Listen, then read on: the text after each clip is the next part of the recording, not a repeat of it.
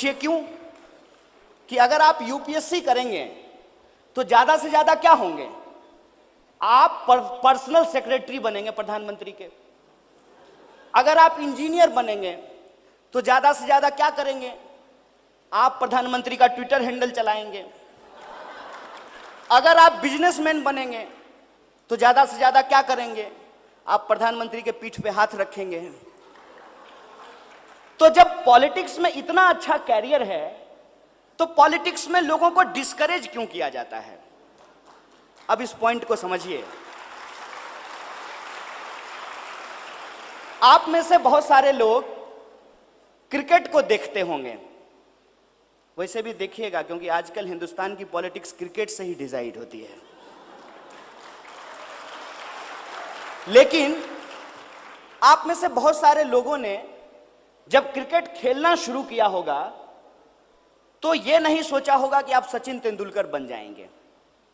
लेकिन फिर भी आप क्रिकेट को लेकर के तो नहीं कहते हैं कि मैं ए क्रिकेट हूं, जैसे आप ए पॉलिटिकल कहते हैं।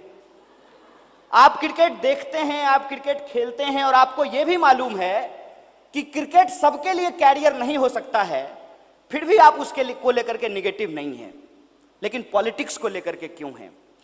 अब एक बात आप यहां समझ जाइए कि स्टेट के ओरिजिन को लेकर के जो डिवाइन थ्योरी है, यदि आप उसमें बिलीव नहीं करते हैं तब आपको समझना पड़ेगा कि इस पॉलिटिकल प्रोसेस को किस तरीके से डिस्टर्ब किया गया है। जैसे आप बस से जा रहे हो और कोई लड़का किसी लड़की को छेड़ रहा हो, अगर आप उसका विरोध खड़ा होकर के करेंगे तो छेड़ने वाला कहेगा नेता बनते हो, बहुत नेता बन रहे हो। अगर आपकी मां आपके साथ है तो आपकी मां आपको कहेगी तुमको क्या मतलब है, तुम्हारी बहन थोड़ी है। अब हिपोक्रेसी समझिए सोसाइटी की।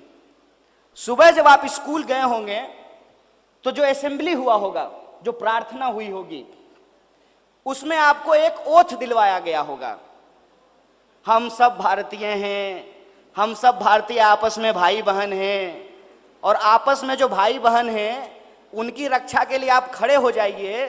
तो आपकी मां ही कहेगी कि नेता बन रहे हो। अब यह समझ में नहीं आता है कि ऐसा क्यों है। इसको समझिए कि जिस पॉलिटिकल सिस्टम में हम लोग रह रहे हैं उसको डेमोक्रेसी कहते हैं। अब यहां एक इंटरेस्टिंग बात समझना है। आप सारे लोग स्टूडेंट हैं, कुछ दिन के बाद आप जॉब लेने के लिए अपना सीवी बनाइएगा। तो सीवी किसी का देखिएगा ना तो ऐसा लगेगा कि आप पॉजिटिविटी से नहा लिए हैं। वो इंसान चाहे जैसा भी हो, लेकिन उस सीवी में इतनी पॉजिटिविटी होती है, इतनी मिठास होती है कि आपको पढ़ करके डायबिटीज भी हो सकता है। उसमें एक और कॉलम होता है, एक कॉलम होता है what is negative about you. ये जो what is negative about you होता है उसमें भी जो लोग लिखता है वो भी पॉजिटिव बात ही लिखता है। इंडियन सोसाइटी की हिपोक्रेसी यहीं पे समझ में आती है।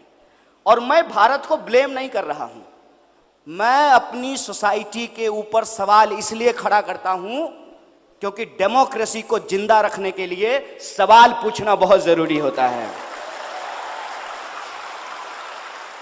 हम ये क्लेम करते हैं, जो कि फैक्ट भी है, कि हम दुनिया के सबसे यंग नेशन हैं और दुनिया की सबसे लार्जेस्ट डेमोक्रेसी है। और इस लार्जेस्ट डेमोक्रेसी में जो हमारा इलेक्टोरल प्रोसेस है, ऑल्दो वो इलेक्टोरल प्रोसेस बहुत खतरनाक है, first past the post system. और इस first past the post system में यह होता है कि मेजॉरिटी की गवर्नमेंट नहीं बनती है, माइनॉरिटी की गवर्नमेंट बनती है। फॉर एग्जाम्पल, लास्ट टाइम का जो जनरल इलेक्शन है आप उसको देख लीजिए। The NDA got 31% vote and there was 69% vote against the NDA. But who is our prime minister? नहीं, नाम ले सकते हैं, कोई दिक्कत नहीं है, वोल्डेमॉर्ट नहीं है, you can take his name. मैं ये कह रहा हूं कि ये जो इलेक्टोरल प्रोसेस है, इस प्रोसेस के अलावे कोई भी डेमोक्रेसी को सोसाइटी के डिफरेंट स्फीयर में समझने के लिए तैयार नहीं है। Democracy is not just about casting your vote.